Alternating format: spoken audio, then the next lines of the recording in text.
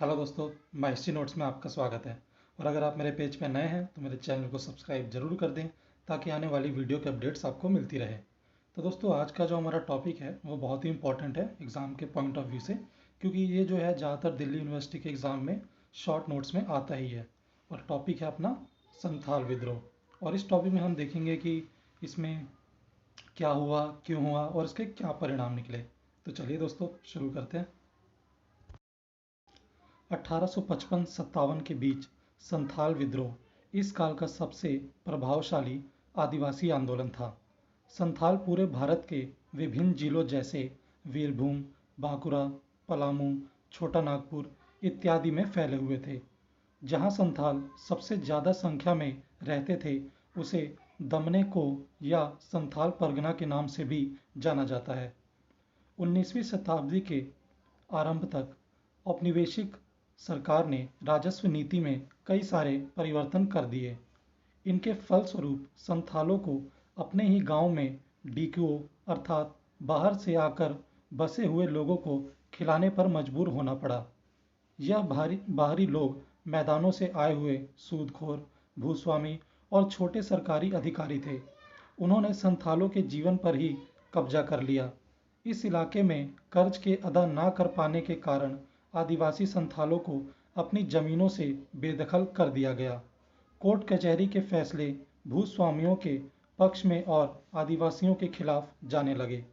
परिणाम स्वरूप संथाल लोग औपनिवेशिक सत्ता को अपना दुश्मन मानने लगे और विद्रोह की शुरुआत सूदखोरों और अनाज व्यापारियों की संपत्ति पर हमले से हुई।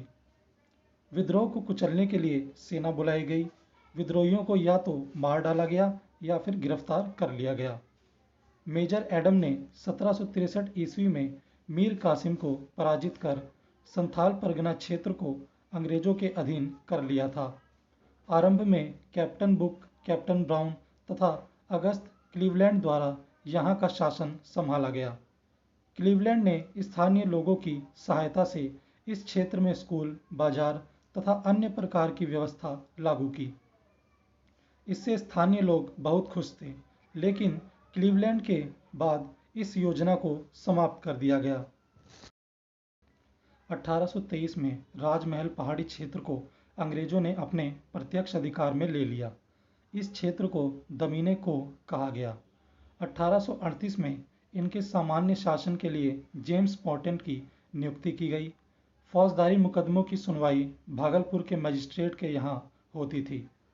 फौजदारी मामले में यहाँ के लोगों को भागलपुर जाना पड़ता था। इससे उन्हें काफ़ी परेशानी होती थी। कचहरी के आमला, मुख्तार, पियून इत्यादि उनसे नाजायज लाभ उठाते थे। संपूर्ण शासन में भ्रष्टाचार का बोलबाला था। संथाल विद्रोह का यह भी एक बहुत बड़ा कारण था। संथाल जनजाति एक शांतिप्रिय तथा विनम्र लोग थे। यह जनजाति शुरू से ही जागरूक और स्वतंत्र प्रिय रही है और इसने शुरुआती दौर में मुस्लिम आक्रमणकारियों से भी टक्कर ली थी। इनका मुख्य पेशा कृषि रहा है। 1793 में लॉर्ड कॉर्नवालिस के द्वारा लागू की गई स्थायी बंदोबस्त व्यवस्था के कारण इनकी जमीनें जमींदारों के कब्जे में चली गई। जब जमींदारों ने इनसे अधिक लगान की मांग की, तब ये लोग अपनी पैतृक भूमि को छोड़कर राजमहल की पहाड़ियों में आकर बस गए। 1851 तक संथाल परगना में 1473 संथालों के गांव बस गए थे। इन लोगों ने इस स्थान के बंजर भूमि को काफी मेहनत के पश्चात कृषि योग्य बनाया। जमींदारों ने बाद में इस भूमि पर भी अपना दावा पेश किया और यहाँ से लगान प्राप्त करने के लिए संथाल लोगों पर दबाव डालना शुरू कर दिया, जिसके कारण यह संथाल लोग इन जमींदारों और राजाओं से नफरत करने लगे।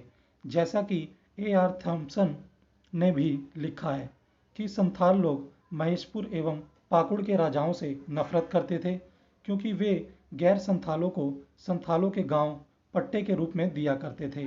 धीरे धीरे उनके क्षेत्रों में बाहरी लोगों का प्रवेश हुआ। यह लोग जमींदार, साहूकार, महाजन एवं व्यापारी थे।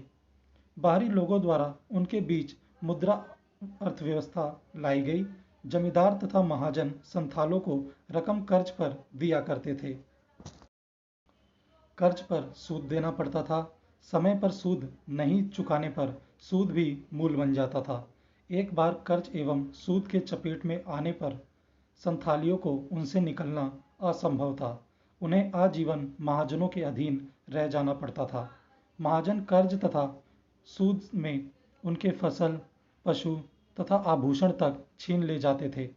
कोलकाता रिव्यू में लिखा गया है कि संथालों ने जब देखा कि उनकी उपज, उनके पशु, वे स्वयं और उनका परिवार भी इस ऋण के लिए साहूकारों के हाथों में चला जाता था और यह सब कुछ दे देने पर भी शेष रह जाता था।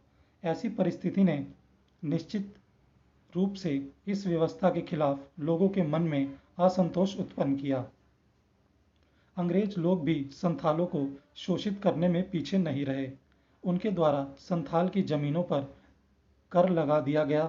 मालगुजारी की राशि दिनों दिन बढ़ती ही जाती थी। संथाल जमीन पर मालगुजारी नहीं देना चाहते थे। मालगुजारी का तहसीलदार उनसे ठीक से व्यवहार नहीं करता था तथा उनसे मनमाना धन वसूलता था। अंग्रेजों तथा उनके आदमियों के व्यवहार से संथाल बहुत दुखी हो गए थे। इसके साथ साथ जब संथालों ने देखा कि ऊपर से नीचे तक सभी स्थानीय पुलिसकर्मी भ्रष्टाचारी एवं दुराचारी हो गए हैं और वह भी शोषण में जमींदारों और व्यापारियों का साथ दे रहे हैं, यहाँ तक कि न्यायालय भी इन्हीं शोषक वर्ग के साथ है। इन परिस्थितियों में संथालों के पास इस व्यवस्था के खिलाफ विद्रोह के अलावा और कोई रास्ता नहीं बचा।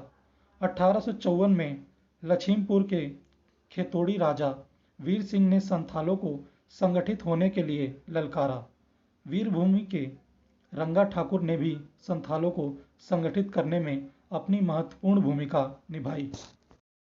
उस समय वीर सिंह माझी, कोला, परमानिक तथा डोमा माझी संथालों के प्रमुख नेता थे, जिनके नेतृत्व में संथाल आंदोलन की शुरुआत की गई थी।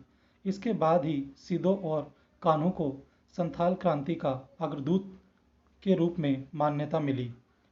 इनके दो भाई और थे, चांद और भैरव। चारों भाई आरंभ से ही साहसी थे। इनका अच्छा खासा प्रभाव संथालों के साथ साथ अन्य जातियों पर भी था। आंदोलन के समय इन जातियों ने इन्हें बहुत सहयोग दिया। इन भाइयों ने गांव बगनाडीह में सभी संथालों को एकत्रित करने के लिए निमंत्रण भिजवाया। 30 जून 1855 को 10,000 संथाल अपने अपने शस्त्र के साथ एकत्रित हुए। इस दौरान संथाल राज्य की स्थापना की गई। सिदो को संथाल राज्य का गवर्नर बनाया गया। कान्हू को उसका सलाहकार नियुक्त किया गया। चांद को प्रशासक तथा भैरव को सेनापति बनाया गया। संथालों ने सरकारी आज्ञा नहीं मानने की कसम खाई तथा लगान नहीं देने की प्रतिज्ञा की। विद्रोह के प्रारंभिक लक्षण 1855 के आरंभ से ही नजर आने लगे थे। कुछ संथालियों ने महाजनों और जमींदारों के नाजायज संपत्ति को लूटना शुरू कर दिया, जिसका फायदा चोर और डाकुओं ने भी संथालों के नाम पर उठाना शुरू कर दिया। ऐसी परिस्थिति में महाजनों ने दिग्गी थाना दरोगा से मदद मांगी। इस बात की जानकारी हमें पाकुड़ के वकील दिगंबर चक्रवर्ती के लिखे गए विवरण से मिलती है।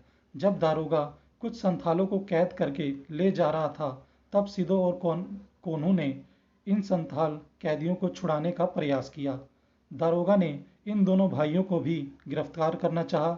इससे संथालों की भीड़ उत्तेजित हो गई और 7 जुलाई 1855 को सिदो ने सबसे पहले इसी दारोगा की हत्या की, जो संथालों को गिरफ्तार करने गया था।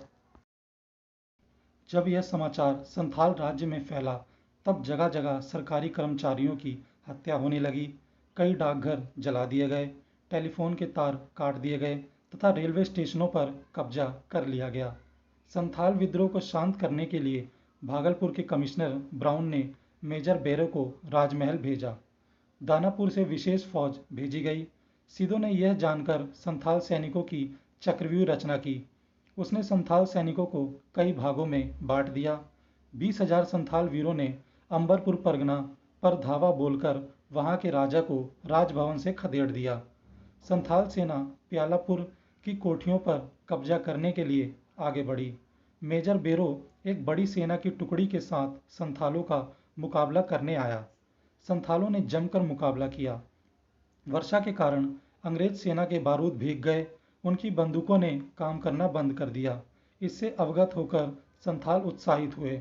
इस युद्ध में सर्जेंट ब्रॉडेन मारा गया। अंग्रेज सैनिक भयभीत होकर भाग गए। संथाल सेना ने वीरभूमि में अपना अधिकार जमा लिया था। रघुनाथपुर तथा संग्रामपुर में अंग्रेजी सेना संथाली सेना के हाथों पराजित हो गए थे, लेकिन महेशपुर में संथाल वीरों को पराजय का सामना करना पड़ा था। जमताड़ा के पास कोनू को गिरफ्तार कर लिया गया।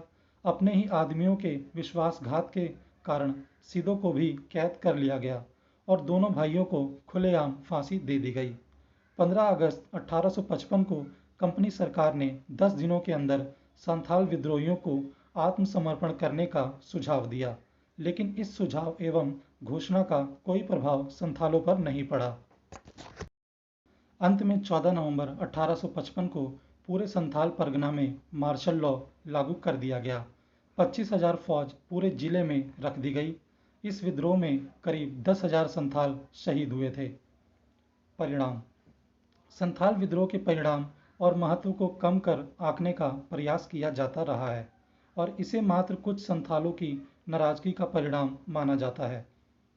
इसे मात्र स्थानीय विद्रोह कहा जाता रहा है, परंतु कुछ इतिहासकारों ने इस पर व्यापक शोध कार्य किया है और यह दिखाने का प्रयास किया है कि यह विद्रोह केवल स्थानीय विद्रोह नहीं था। कार्ल मार्क्स ने तो संथाल विद्रोह को भारत का प्रथम जन क्रांति तक कहा है। इस विद्रोह में संथालों की एकजुटता तथा नाराजगी का प्रभाव व्यापक रूप से देखने को मिलता है। जमींदार, साहूकार और सरकार भी इससे इतना ज़्यादा भयभीत हुए कि बहुतों ने अपना सब कुछ छोड़कर वहां से भाग जाने में ही अपनी भलाई समझी। सरकार को सेना की मदद लेनी पड़ी। कोलकाता, देवधर, भागलपुर, पूर्णिया, पटना आदि क्षेत्रों के प्रशासन को सरकार द्वारा निर्देश दिया गया कि संथाल विद्रोह दबाने में सेना की मदद करें। हालांकि कुछ विश्वासघातियों ने अंग्रेजों की मदद की, जिसके कारण ही विद्रोह को दबा दिया गया, परंतु सरकार को संथालों की समस्याओं की ओर ध्यान देना पड़ा। यह इस विद्रोह की एक महत्वपूर्ण उपलब्धि के रूप में देखा जा सकता है। ब्रिटिश कंपनी की सरकार ने एक अधिनियम पारित कर संपूर्ण संथाली इलाके को मिलाकर एक नया जिला बनाने का निर्णय लिया, जिसे संथाल परगना के नाम से जाना गया। यह नया जिला भागलपुर के आयुक्त के अधीन रखा गया। एशली ईडेन को, जो इसके पूर्व संथाल विद्रोह को दबाने के लिए कार्यरत विशेष आयुक्त का सहायक था, इस जिले का प्रथम जिलाधीश बनाया गया। संथाल विद्रोह के पश्चात बंगाल सरकार ने इस क्षेत्र में अनाज भंडारण तथा व्यक्तियों के शोषण को समाप्त करने के लिए प्रयास करने शुरू किए। इस प्रयास के तहत देवधर, दुमका जैसे कई क्षेत्रों में अनाज भंडारों की स्थापना की। इसी तरह सिपाहियों को रसद की खोज में इन इलाकों में भटकने की मनाही कर दी गई। बाजारों में सही वजन देने के लिए कहा गया। 80 तोले के एक सेर का बटखारा नापतोल में लाने का आदेश दिया गया और यह भी कहा गया कि जो इसका पालन नहीं करेगा उसे दंडित किया जाएगा। इस विद्रोह के पश्चात संथाल परगना में ब्रिटिश मिशनरियों को छोड़कर अन्य यूरोपीय मिशनरियों को प्रवेश की अनुमति नहीं दी गई और कहा गया कि संथालों के बीच धर्मांतरण में जोर जबरदस्ती नहीं की जाएगी। फादर पोटेंट, जिन्होंने संथालों के बीच महान कल्याणकारी कार्य किए, को जिला के लोगों के उत्थान का दायित्व सौंपा गया। निष्कर्ष। कहा जा सकता है कि संथाल विद्रोह बाहरी शोषकों के खिलाफ किया गया सशस्त्र विद्रोह था, जिसने ब्रिटिश प्रशासन को भी चुनौती दी। इसका दायरा भी बहुत विस्तृत नहीं था और अंग्रेजों ने इसे दबा भी दिया। इसके बावजूद इस विद्रोह ने देश में असंख्य विद्रोह का मार्ग प्रशस्त किया और ब्रिटिश साम्राज्य की अपराजयता पर प्रश्न चिन्ह खड़ा किया, जिसका स्पष्ट प्रभाव कालांतर के वर्षों में देखने को मिला। और दोस्तों, ये एक छोटा सा नोट है जिसको अगर आप अपने एग्जाम में लिखेंगे तो इसकी वजह से आपको कुछ नंबर एक्स्ट्रा भी मिल जाएंगे। तो ये नोट है, एक ब्रिटिश लेखक W. हंटर ने अपनी किताब दी एनल्स ऑफ रूरल बंगाल में संथाल विद्रोह की कुछ जानकारी दी है। यह किताब पहली बार 1868 में संथाल विद्रोह के सिर्फ 12 साल बाद छपी थी। संथाल विद्रोह के समय हंटर भारत में मौजूद थे। उन्हें विद्रोह से सहानुभूति थी। हंटर के विवरण में कुछ कमी भी है। हालांकि हंटर ने विद्रोह के सिलसिले में ईस्ट इंडिया कंपनी के अंग्रेज प्रशासकों की भी थोड़ी सी आलोचना की है कि यह अंग्रेज सिर्फ अपनी मालगुजारी से मतलब रखते थे और आदिवासियों की तकलीफ़ों को जानने की कोशिश नहीं करते थे और ना ही वसूली गई मालगुजारी के बदले आदिवासियों को कोई सुविधा प्रदान करते थे। फिर भी हंटर ने विद्रोह के लिए मुख्य जिम्मेदारी अंग्रेजों पर ना डालकर स्थानीय स्तर पर संथालों का शोषण करने वाले जमींदारों और साहूकारों पर डाल दी है और उन्हें हिंदू या मुसलमान या बंगाली शोषक बताकर धर्म और जातीयता के आधार पर बांट दिया है। हंटर के विवरण में मुख्य दोष यह है कि वे स्थानीय जमींदारों साहूकारों के शोषण के पीछे ईस्ट इंडिया कंपनी की असली भूमिका को नहीं देखते, जिसने इन जमींदारों साहूकारों को संरक्षण प्रदान कर रखा था और साथ ही जमींदारी प्रथा को लागू करके आदिवासियों को उनकी जमीन के हक से वंचित कर रखा था। फिर भी हंटर के विवरण से उस महान विद्रोह की कुछ घटनाओं की झलक मिलती है जो महत्वपूर्ण है। तो दोस्तों, इसी के साथ हमारा ये टॉपिक भी समाप्त हुआ और लाइक और कमेंट करके ज़रूर बताएं कि वीडियो आपको कैसी लगी। तो चलिए दोस्तों, मिलते हैं नेक्स्ट टॉपिक में और इसे देखने के लिए आपका शुक्रिया।